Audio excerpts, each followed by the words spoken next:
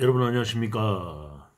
자, 오늘 이 시간에는 지난주에 이어서 지역연구 7주차 골목 상권의 미래와 생존 전략이라는 제목을 가지고 여러분하고 같이 대화를 나눠보도록 하겠습니다. 네.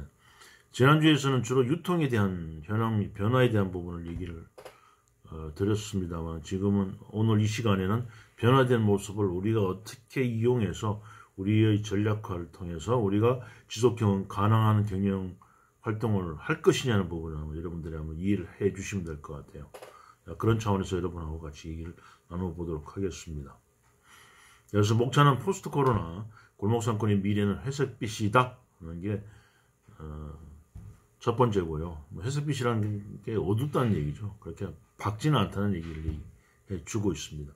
두 번째, 골목상권의 생존 전략에 대한 부분인데, 아까도 말씀드렸습니다만 일단은 현재 유통 변화에 따라서 어떻게 이용을 하고 어떤 고객층과 어떤 나이층에서 회복세를 보이고 있다는 부분인데, 이게 설문조사를 통해서 나온 답이기 때문에 저는 신뢰성은 한 70% 정도밖에 보지 않습니다. 그러나 뭐 지금 당장 우리가 연구를 통해서 얻어낼 수 있는 결론은 이런 설마 리서치를 통해서 얻을 수 있는 것밖에 없기 때문에, 그리고 소비자는 굉장히 간사합니다. 예우지시고 당장 물건을 사고 싶어서 들어왔다가 그 자리에서 마음에 안 들면 또 나가기도 하고, 아니면은 전혀 생각을 안 하다가 그 데코레이션이나 아니면 뭐 디스플레이 된 걸 보고서 그 자리에서 바로 적극적으로 제품을 구매하기도 합니다.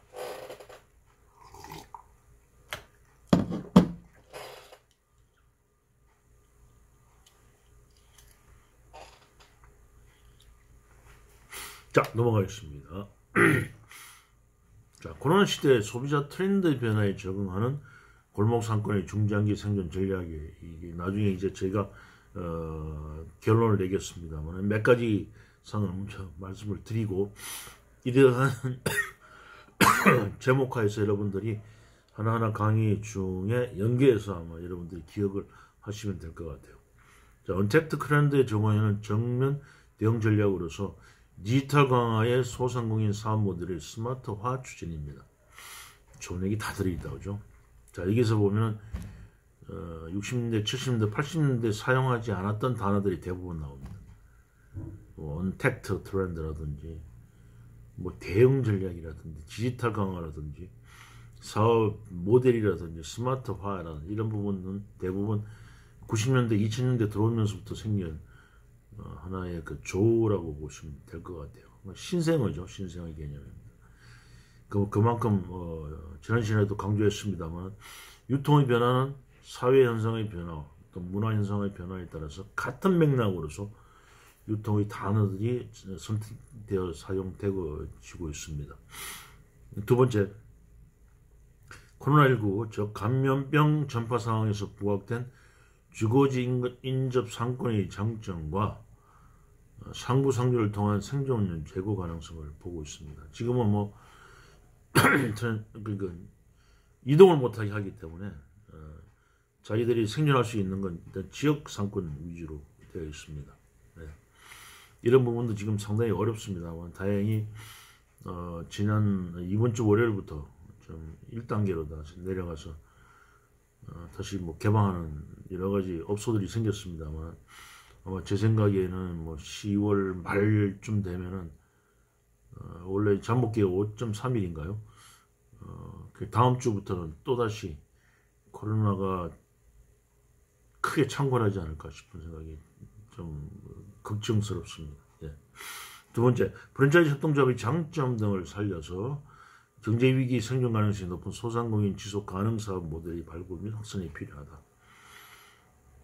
좋은 얘기 다 하고 있습니다. 뭐 이런 얘기는 뭐 여러분도 하고 저도 할 수 있습니다만, 이게 이제 조금 더 이게 현실화되려면 디테일한 전략과 전술이 필요하겠죠, 그죠? 자, 일단은 이 시간을 통해서 여러분들은 맥을 잡고 줄거리를 찾아내는 부분으로 가셔야 되지, 이 한 줄 한 줄을 아마 전략화하려는 데는 경우에 따라서 한 줄을 실천을 위해서 한 달이 걸릴 수도 있고요.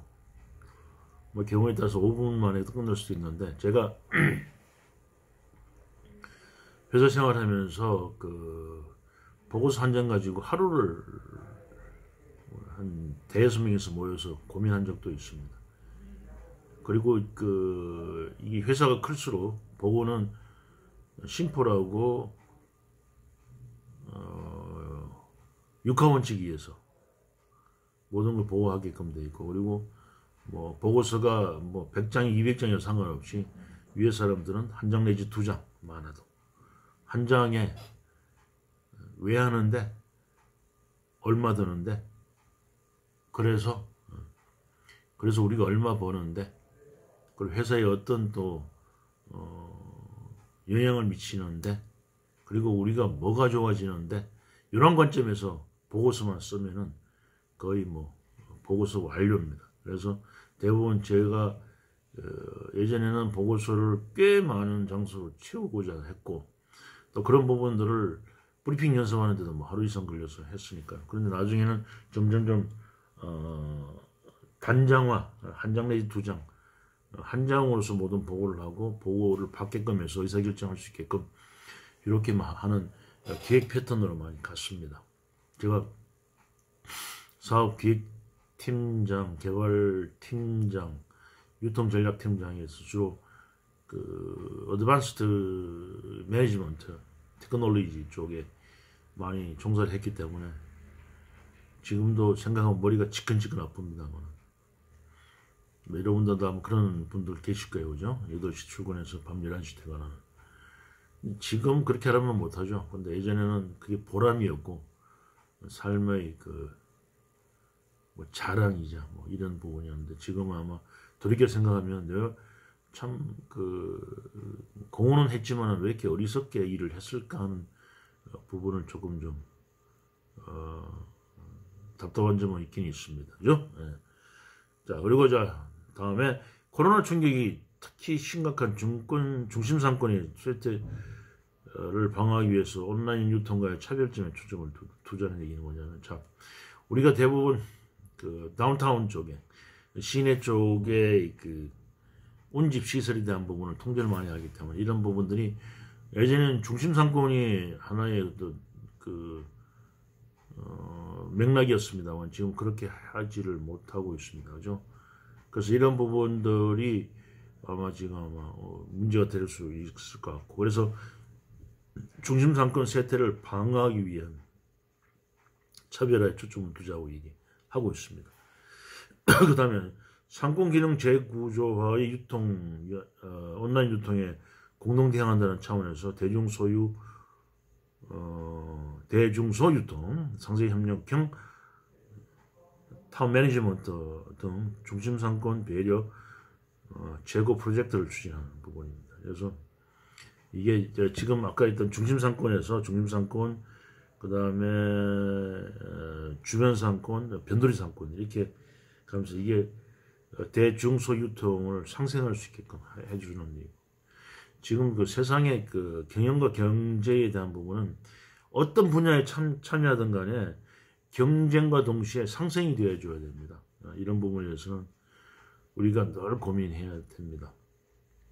그래서 제가 예전에 어떤 부분에 대해서 좀 안티하는 생각을 가졌냐면은 왜 학교에서 학부형들이 직납,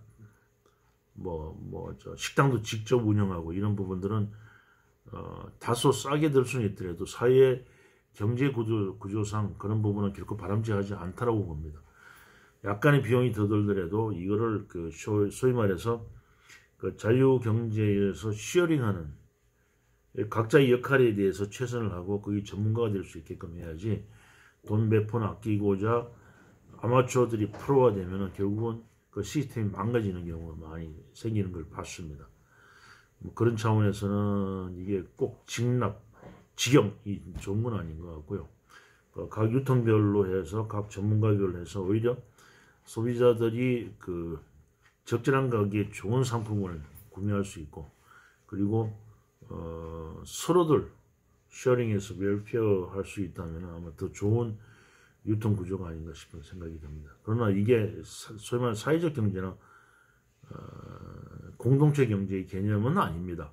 그러니까 적당한 경쟁을 통해서 서로 상생할 수 있는 쇠퇴한 사람은 다시 일어나고 그리고 다시 일으키고 그리고 또 거기서 정반 합에 의한 또 새로운 시스템이 개발이 되고 또 거기 종사하는 사람이 생겨나고 지금 현재 세상이 그렇지 않습니까? 그죠? 많은 직업들이 없어지고 직업들이 또 생겨나고 있습니다.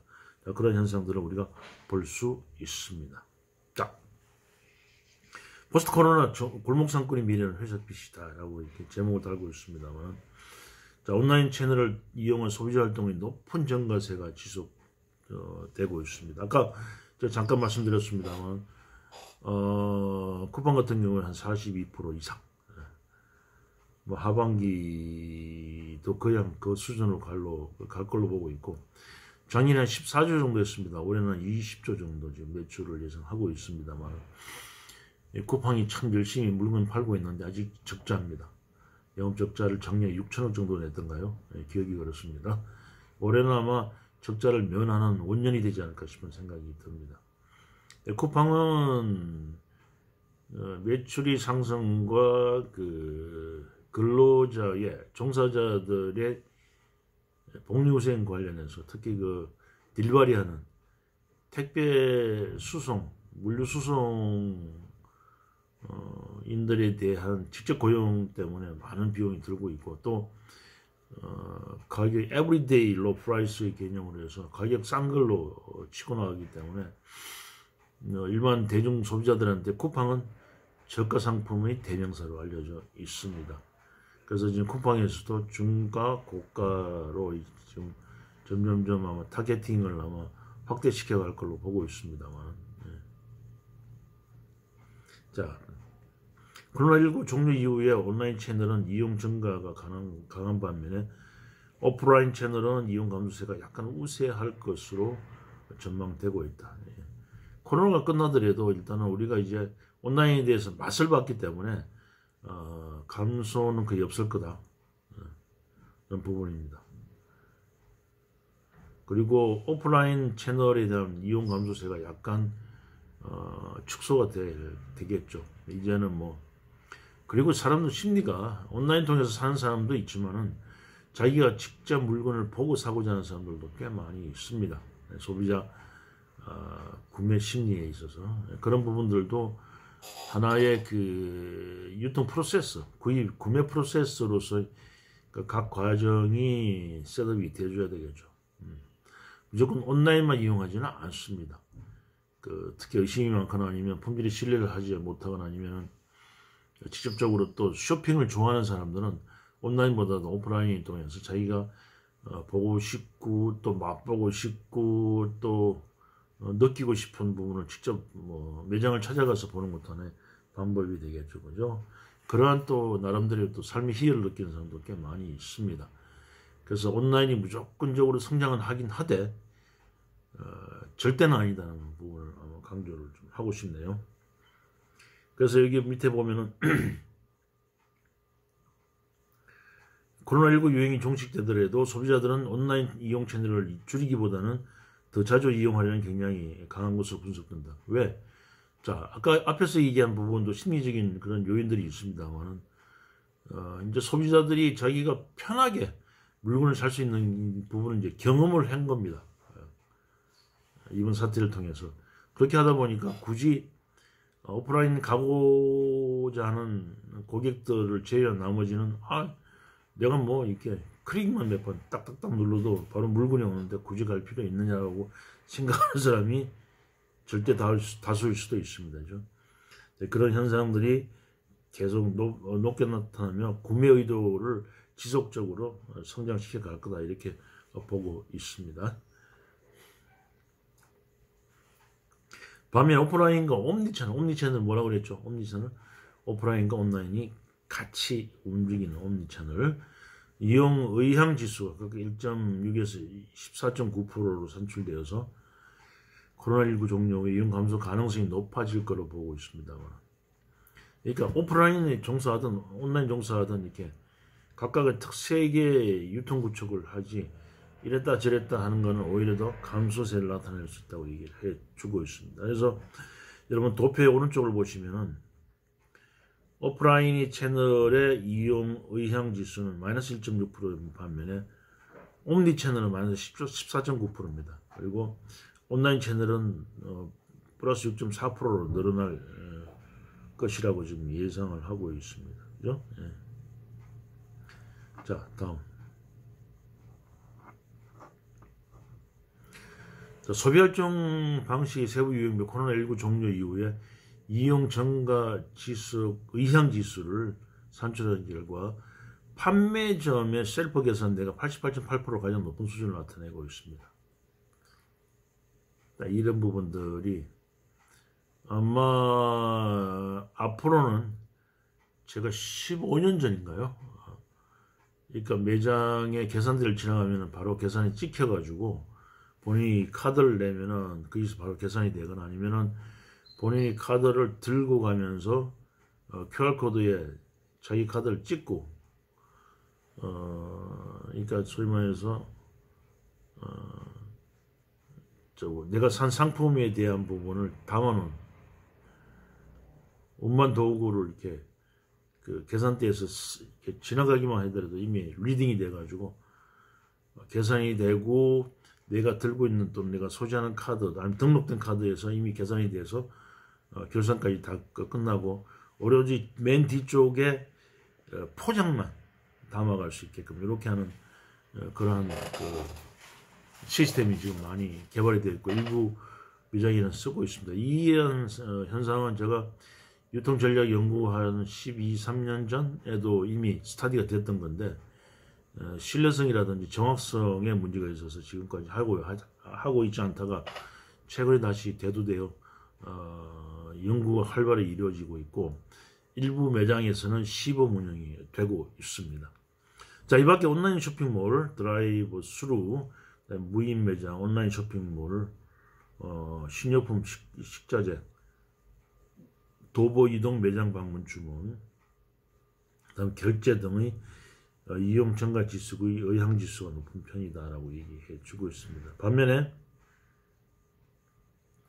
차량 이동 매장 방문 주문 결제는 이용 증가 지수의 의향 지수가 65.3%로 낮은 수준이다. 그래서 이게 지금 그러니까 소위 말해서 온라인 쇼핑이나 가까운 매장 가서 물건 사는 부분은 늘어나는데 차를 끌고 가서 자기가 대량 물건을 사거나 아니면 차량을 끌고 가서 물건을 사는 경향은 예전보다 상당히 낮게 나타난다고 이렇게 얘기해 주고 있습니다. 이게 뭐냐? 소위 말해서 편의성이죠. 구매의 편의성을 가까운 데나 아니면 온라인 쉽게 할 수 있는 데는 늘어나고 굳이 차를 끌고 가서 물건을 사야 되는 데는 그렇게 늘어나지 않을 걸로 이렇게 예측을 하고 있습니다. 자, 그 다음에 차량 이동 매장 방문 주문이 낮아진다고 했죠. 이 밖에 커브사이드 픽업, 전화 배달 주문에 식당업 도시락 또는 식료품 식자재 등 이용 증가 지수, 의향 지수가 그 코로나19가 끝나면 낮아질 거라고 이렇게 예견을 해주고 있습니다. 온라인 쇼핑몰과 음식 배달업은 코로나19 유행 시기와 유행 종식 이후까지 높은 이용 증가세를 지속하여 언택트 소비 확산을 주도할 전망이다라고 얘기합니다. 네. 자, 온라인 쇼핑몰에 대한 부분은 계속 지속할 거다는 부분. 그러니까 이게 뭐냐면은 모든 게 현상이 있다가 사라지는 게 아니라 코로나19가 끝나면 어떤 트렌드로 갈 거냐는 부분을 높게 나타난 부분, 다 증가는 됩니다만 높게 나타난 부분, 조금 덜 나타난 부분, 아니도 이게 감소는 아니래도 그냥 스테디하거나 낮게 나타난 부분, 이렇게 아마 얘기는 해주고 있습니다. 그래서 이 설문조사를 통해서 이 연구했던 사람들이 주로 유통 형태에 대한 부분을 세분화시키다 보니까 이게 중복성을 나타내는 경우도 있습니다만, 그러니까 여러분들은 소위 말해서 유통 연구나 아니면 유통 전략을 짤 때에 이러이러한 부분들의 소위 말해서 이용 지속 의향 지수가 높게 나타나고 낮게 나타나기 때문에 이쪽이 더 포커싱하고 낮게 나타나는 데는 우리 홍보 광고를 통해서 우리의 고객으로 또 끌어올 수도 있다는 아마 전략적인 관점에서 생각을 해 볼 수 있을 것 같아요. 그죠?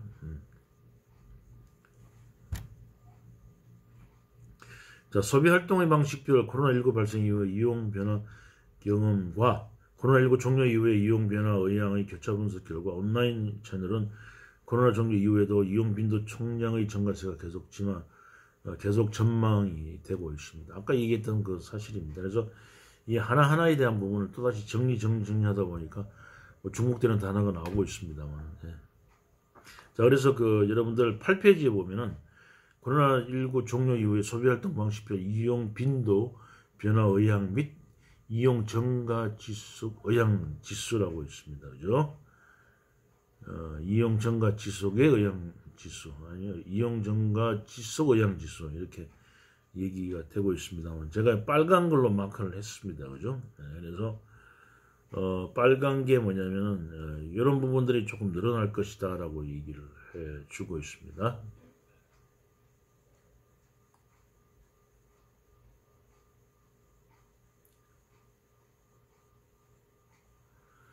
그래서 이게 그 그림을 여기서 정리한 게 요겁니다.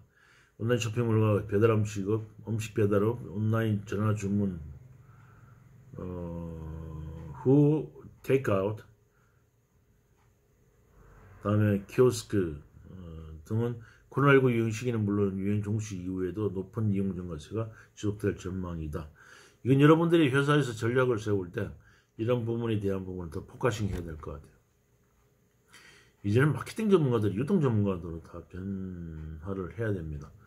그러니까 유통의 변화에 그 걸맞는 마케팅 전략을 가미시키고, 그 다음에 마케팅의 그 전략 전술이 전개에 있어서 차별화된 유통을 개발해서 다 집어넣고, 이런 마케팅 안의 유통을 위한 마케팅, 이런 부분들이 서로 컨비네이션 돼서 시너지 효과, 아니면은 상부, 하부, 중부에 대한 복합적인 효과를 가져올 수 있는 연결된 전략과 전술이 필요하다는 부분을 강조해 주고 있습니다. 그리고 자, 이런 그 표를 보면은 지금 앞에 설명한 것들이 다 나오고 있습니다만, 키오스크는 제가 일본에서 본 게 아마 10수년은 된 것 같아요. 최근에 가면은 인건비가 워낙 오르다 보니까 거의 키오스크를 많이 이용합니다. 일본은. 그래서 들어가면서 바로 표 티켓팅 하면서 그 주말에서는 티켓팅하는 가운데 바로 오다가 그 위에 뜨니까요. 그걸 이제 만들어 놓고, 그다음에 11번 손님, 뭐 12번 손님 하면 자기들이 찾아가거나 아니면은 그 탁자에 앉았을 때 11번 손님 하면은 손 들으면 거기 물건을 갖다 준다든지. 요즘은 거의 그 소위 말해서 그 식당에 있는 사람들이 배달이 거의 없고 움직이지 않고 저희 주방에서 자기들이 하고 거의 셀프 서비스로 많이 바뀌었습니다. 그래서 하나 문제점은 뭐냐면은 몸이 불편한 사람들이 먹기가 참 곤란해졌어요. 왜냐하면 몸이 성해야 되니까, 그죠? 그런 부분들이 조금 하나의 그 인건비 절감이나 아니면은 그 오토메이션화 과정에서 하나의 불편한 현상으로 나타나고 있습니다.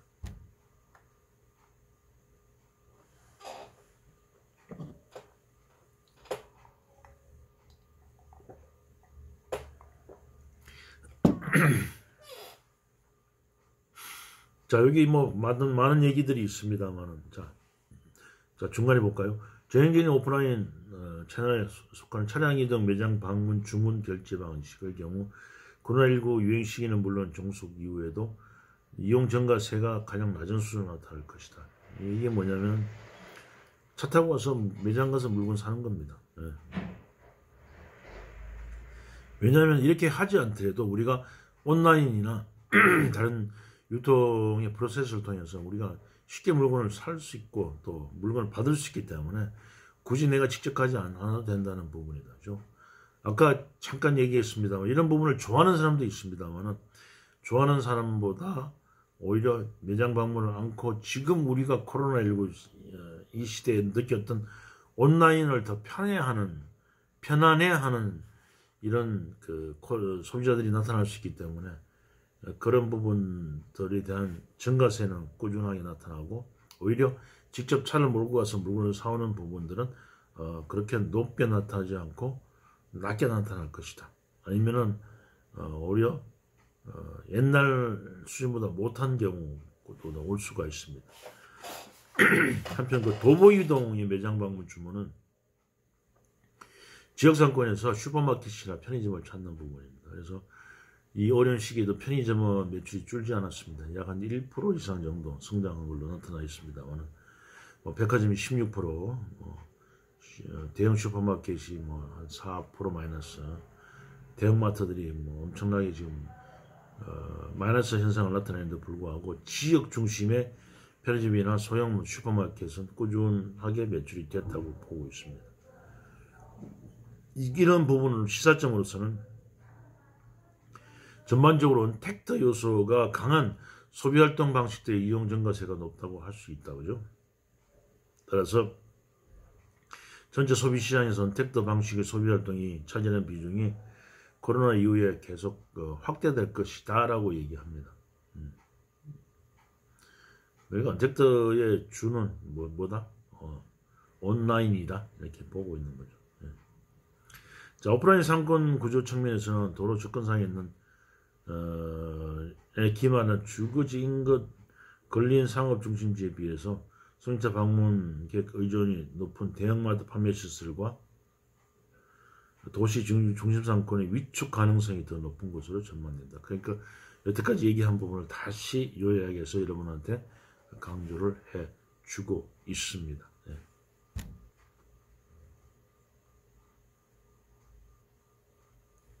자, 대기업 유통 부분은 반등하는데 중소유통 부분은 위축세가 지속될 것이라 보고 있습니다.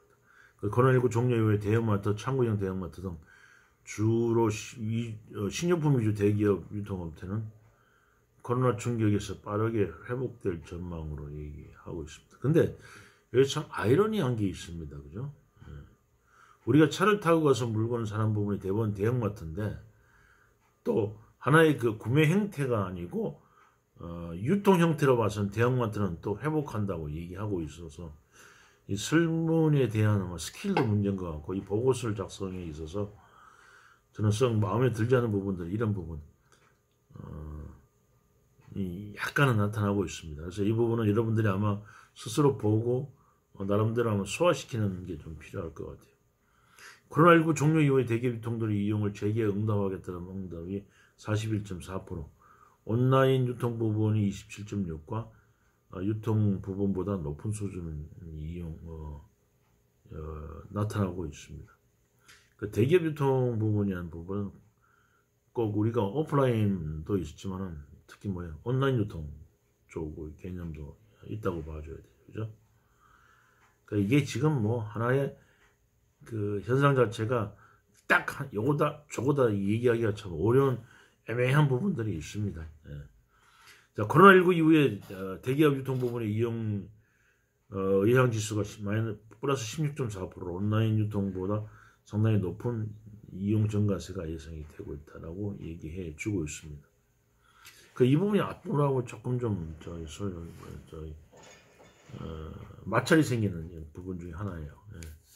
이 부분을 잘 한번 활용을 하셔야 될 것 같고, 이런 대기업 유통 부분은 온라인 유통에, 여기서 얘기하는 온라인 유통은 중소나 중견 얘기하고, 대기업 유통 부분에 대한 부분은 온라인 유통임에도 불구하고 대기업, 그러니까 몇십조를 하고 있는 대기업 유통의 개념으로 아마 여러분이 해석해도 되실 것 같아요.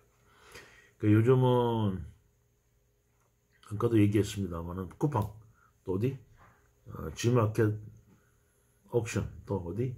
썩, 그 다음에 11번가 등이 상당히 한 국내에 7, 8개가 있습니다만, 지금은 신규 유통들이 할인 매장을 오픈하는 데가 굉장히 많습니다. 지금 최근에도 저한테 지금 앱 깔라고 계속 문자가 들어오고 있고, 심지어 어떤 데는 80%, 90% 디스카운트 하는 데도 있습니다. 물론 그런 상품들이 미끼 상품일 수 있습니다만 상당히 지금 할인 품목들이 많이 늘어나고 있고, 오히려 이식을 통해서 중소업체의 노브랜드나 브랜드가 브랜드 신뢰도나 아니면 이미지가 좀 떨어진 브랜드들도 이런 유통이 대박 나는 경우도 지금 상당히 벌어지고 있는 그런 현상입니다. 반면에 중소유통 부분은 이용 의향지수가 마이너스 3.38%, 코로나19 종료 이후 미약하나마 이용 감소세가 전망 이용 감소세가 지속될 전망이다, 이렇게 표현해 주고 있습니다. 그래서 도표 오른쪽에 보면은 대기업 유통, 중소유통, 온라인 유통이 있습니다만은 대기업 유통은 16.4%, 중소유통은 마이너스 3.8%, 온라인 유통은 6% 정도 늘어나는 걸로 해서 대기업 유통이 일단 이용 의향 지수는 크게 나타날 거로 봅니다. 자, 이런 현상 중에 하나가 뭐냐면은 예전에 우리는 브랜드 제품을 샀다고 그러죠. 그런데 이제는 브랜드를 파는 제품, 그게 하이 브랜드든 아니면 미들 브랜드든 로우 브랜드든 상관없이 물건을 파는 유통회사의 신뢰도를 더 보는 이런 현상들도 벌어지고 있습니다. 그래서 이제는 유통회사가 단순히 물건을 사고 파는 데의 중간 역할이 아니고 그 브랜드 또 상품의 가치를 높여주는 또는 심지어는 깎아먹는 역할을 하는 게 유통일 수도 있다는 그런 얘기다, 그죠? 그래서 유통에 대한 연구가 여러분들 아마 나중에 그 졸업 논문 쓸 때나 이런데 유통 브랜드나 아니면 유통회사에 취급하는 상품의 브랜드 이미지, 브랜드 신뢰도, 유통회사의 브랜드 가치, 이런 부분도 같이 연구를 해보면 어떨까 싶은 생각을 한번 해봅니다. 저도 지금 상당히 유통 부분에 대해서 지금 종사를 시작한 것도 1996년 7년부터 지금 한 벌써 한 3, 4년 유통 부분에 계속 종사를 하고 있습니다만 한 곳을 지금 파지 않아서 논문 활동이 좀 부족해서 뭐 다식한 부분은 있습니다만 깊이가 좀 얕은 부분이 조금 좀 하나는 안타까운 부분이 있습니다. 그래서 여러분들은 제가 지금 그 화두를 던졌습니다만 이런 부분들도 여러분들하고 고민을 해보는 것도 하나의 방법이에요. 그래서 그러니까 유통회사가 취급하는 상품의 유통 브랜드 가치가 실질적으로 제조회사의 브랜드 가치하고 어떻게 비교 상충되면 어떻게 하면 더 시너지 효과를 올릴 수 있을까 하는 부분도 한번 고민을 해보는 것도 하나의 방법입니다. 그래서 여러분들이 그 프라이빗 브랜드하고 내셔널 브랜드에 대한 그 브랜드 있습니다만은 PMB에서 제조사하고 유통사의 브랜드가 이게 결합되는 PMB 브랜드 정책도 있습니다. 자, 여러분 그거 한번 찾아보시고 한번 논문 검색을 해보면은 몇 개 없는 것 중에 아마 제 논문이 아마 나와 있을 겁니다. 그래서 제 박사 논문에 PMB 브랜드에 대한 부분을 박사 학위 논문을 해서 쓴 바 있습니다만 아직까지도 우리나라에서는 그렇게 활성화되어 있지 않는 분야 중에 하나입니다. 여러분들이 아마 그 PMB 브랜드에 대한 연구도 해보시는 것도 괜찮은 방법 중에 하나입니다. 뭐 국내에 몇 개 사례가 있습니다. 제가 논문에도 뭐 기록된 바 있습니다만 논문도 이미 스타디된 게 꽤 오래됐고요. 벌써 한 7, 8년 돼가네요. 하여튼 자, 이런 부분들도 아마 여러분들이 아마 같이 생각해보고 느끼는 것도 아마 재미있을 것 같네요. 네. 자, 그래서 앞에서 얘기한 부분을 다시 한번 그 수치적으로 얘기하면 사례입니다만 대형마트의 이용 의향지수가 19.9% 놓고 온라인 쇼핑이 16%, 라이브 커머스 15%, 창구용 대형마트 10% 정도 수준에서 나타나고 있습니다. 이것도 약간 지금 말씀드렸습니다만 대형마트의 이용 의향지수가 플러스 19.9%라고 얘기했는데 아까 그 구매 형태로서는 사람이 차를 몰고 가서 물건을 사는 거는 그렇게 늘어나지 않을 것이라고 얘기했는데 우리가 유통 형태별로 봐서는 또 늘어날 거라고 얘기해주고 그러니까 구매 형태는 늘어나지 않을 것이다 하고 유통 형태는 늘어날 것이다 얘기하니까 저도 좀 헷갈리는 부분이 있습니다. 여러분들이 아마 이거는 정리해서 이해를 하시면 될 것 같네요. 반면에 TV 홈쇼핑 의향 지수가 마이너스 16.5%입니다. 그래서 지금은 실제 동영상을 보지 않더라도 그냥 자기 판단하에서 지금 물건을 매입하는 이런 온라인 양 그리고 지금 그 온라인에도 그 TV 홈쇼핑 못지않는 동영상을 그 제품으로 띄워서 제품 홍보 광고에 아니면 제품 소개에 띄워서 하는 그런 그 스킬도 많이 늘어났기 때문에 아마 그걸 활용하는 방법도 있을 수 있습니다. 중소유통 부분에서 식료품보다 패션 위주의 의류 유통업체 골목 상업 중심지보다는 도시 구도심 상업 중심지의 이용 의향 지수가 상당히 낮은 편입니다. 이제는 예전에 우리가 그 쇼핑을 하면서 아니면 시내 나가서 하나의 그 쇼핑의 즐거움 또 그 뭐 저 위락 시설 그다음 사람의 움직임 그리고 시끌시끌한 나름대로의 또 그런 즐거움들이 있었습니다만은 이젠 코로나19 사태 이후에 조용히 지내고 그리고 가능한 사람을 접촉을 꺼리다 보니까 이 사람 심리가 점점점 접촉이 심한 데보다는 접촉이 덜한 데 그리고 비교적 내가 편히 다닐 수 있는 그런 지역 중심으로 해서 지금 상권의 흐름이 변화되고 있다는 부분을 얘기해 주고 있습니다. 그래서 지역 경제 비중이 높은 도시의 중심 상권 세태가 코로나19 종료 이후에도 가속화될 수 있다고 얘기하고 있습니다. 이런 현상들입니다. 네. 그래서 지금 아마 지금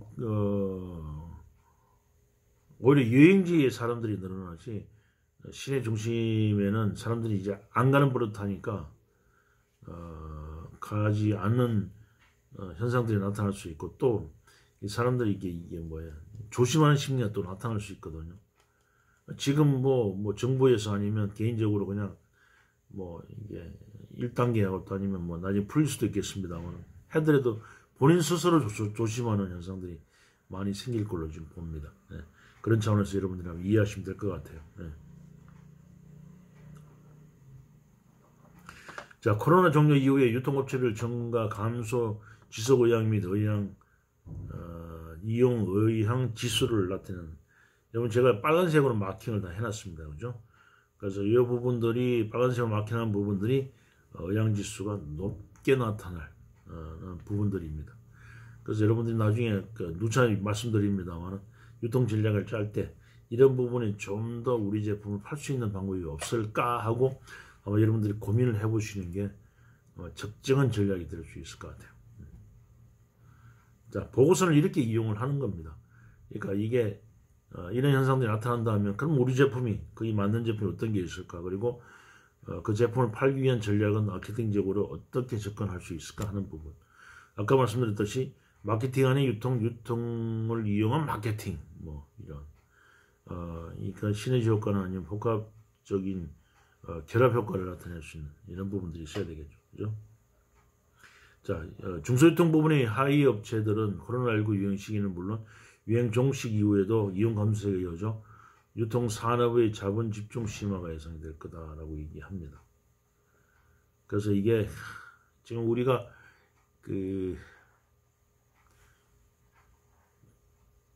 편의점 같은 것도 대기업군입니다. 그죠?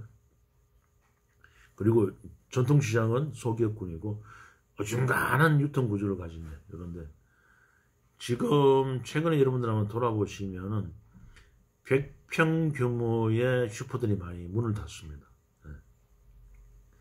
네, 그런 현상들이 벌어지고 오히려 200~300평 되는 식자재 마트들이 좀 늘어나고 있습니다. 그리고 원래 그 식자재 마트는 어떻게 보면은 그 대형마트의 부류에 속합니다만은 그 중소업자들이 오히려 그 중형을 벗어나기 위해서 소형도 아닌 대형으로 하되 대형이 통제를 받으니까 식자재 마트라는 브랜드 네임을 붙여가지고 아니면은 유통 속성을 이용한 식자재 마트라고 붙여서 거기에 대한 부분들 여러분들 한번 동네 가시면은 슈퍼마켓하고 똑같습니다. 똑같은데 식자재 마트라고 붙여가지고 사람을 현혹해서 정부의 본망을 피해가는 그런 사례들이 많이 있고, 또 최근에는 이러한 부분들을 식자님한테도 하나의 그 정부에서 컨트롤 하겠다는 또 의견이 살살살 나오고 있는 그런 과정이 있습니다.